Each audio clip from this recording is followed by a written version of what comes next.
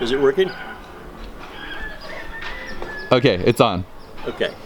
Hi, I'm David Clegus. We're on the site of Casa. This is a sanctuary that's about 2.5 months old here in Tijuana. The idea of this sanctuary is to have a place, a safe place for people who are the victims of violence to come, become safe, get balanced, and then re-entry community. Right now we have a lot of people that are migrating from Central America, and we're helping them through the asylum process by taking them down for their appointments to give them a safe place during the day.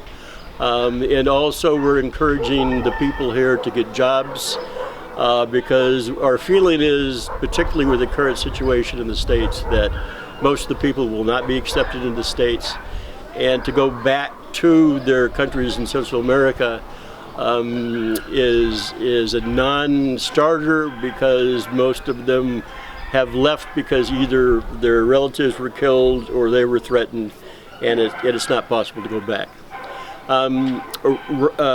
Right now we have over 30 people here. We have children, we have adults, we have people from 4 different countries. The idea is that we don't want to specialize in any particular group. We want a mix of everybody. In my view, this is a way that people can understand the other, which we have a problem with in the world right now. Everybody's afraid of the other. They don't understand, and they think that they're trying to do something to them. And this way, this helps that program.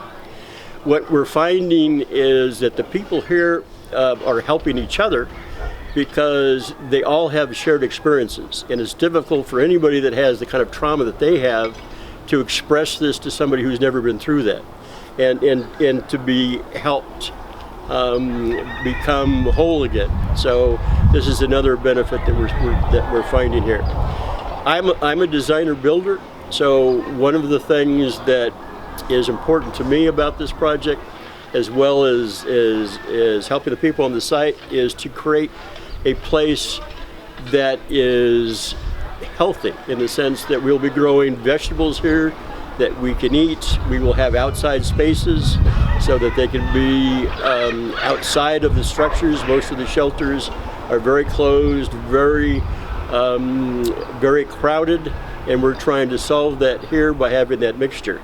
We're going to have an edible forest. We've just started a pond here that we're going to be filling with tilapia.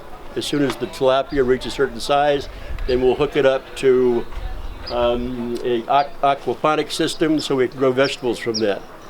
We're going to be growing, we'll be putting a greenhouse up on this level here. This greenhouse is going to be a place where we can propagate plants and seeds.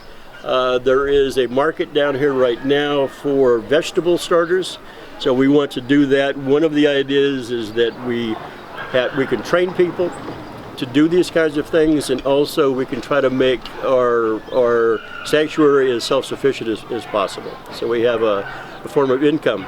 But the most important thing is that the bottom line in all these shelters is having enough food to eat. So this is a way to also help with that. Behind me here, we're going to add, we have the foundation of a structure that will be 2 stories and will give us another 30-person capacity. Up on top of the site, we have another structure that we're going to turn into a 2-story, a dormitory, so that we can add another 30 people or so. All of this hillside that you see here is we're going to terrace. We have all these rocks, so we're going to use the rocks from the sites, make small garden walls, and then we will plant edible vegetables in that. On the top of the hill, down the sides, which you can't see, that will all be an edible forest, and that will plant, nuts, we'll plant fruit-bearing trees, and then underneath it we can grow other things like guavas and that are at a lower level, and then below that, in between, we can grow things like lettuces, raspberries, those kinds of things. So the whole idea is that we'll be living in a garden, which I think there have been many studies that show that kind of lifestyle for you and me will extend our life and make us much happier, and you can imagine the impact it's going to be on migrants that have basically nothing. I mean, the people that show up here, they started out with just a bag or two from Central America, but along the way, all those things were stolen from them, and they end up here with nothing. I mean, it's truly, it's astonishing what they've been through. And it's astonishing how resilient this group is. Every day I'm amazed after I hear their stories of, they'll show me where the bullet wounds are, or what relative was killed, and then the conditions coming up, how they were beaten up because they're of the wrong sexual persuasion, or just because they're minorities, and all these kinds of things. And it's truly astonishing that they survive all of that. And yet, they're here. Their children are happy once they get just the basics, and we're really pleased with that.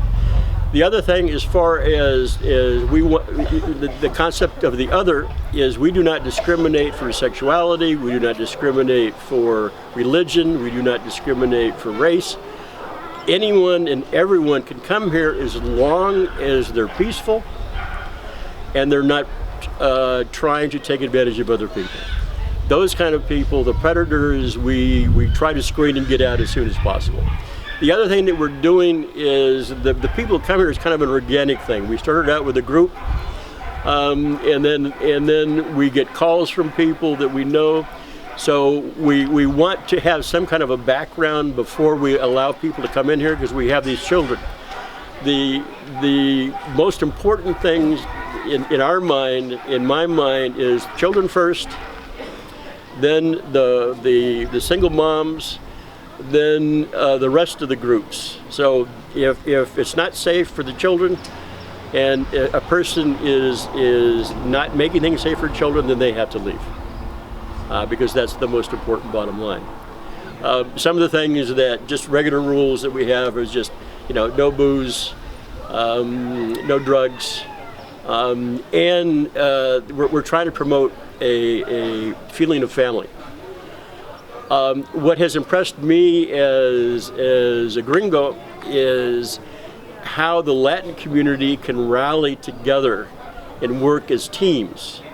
I'm a rugged individualist, which means that if I'm homeless, I go sleep underneath a bridge because I don't want to be with a bunch of people, which is absolutely crazy when you think about it. So they're teaching me how community works and how it should work, and how people should help other people, which they do all the time when they have nothing.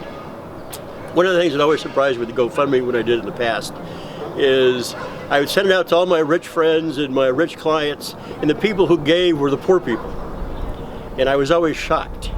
So I would hope that the people down here that have nothing, who are generous, can inform us people who have a lot to give. And that's one of the bottom lines. And thank you very much. Do you have any more questions about? Nah, thank you, David. Okay. That was great. Okay.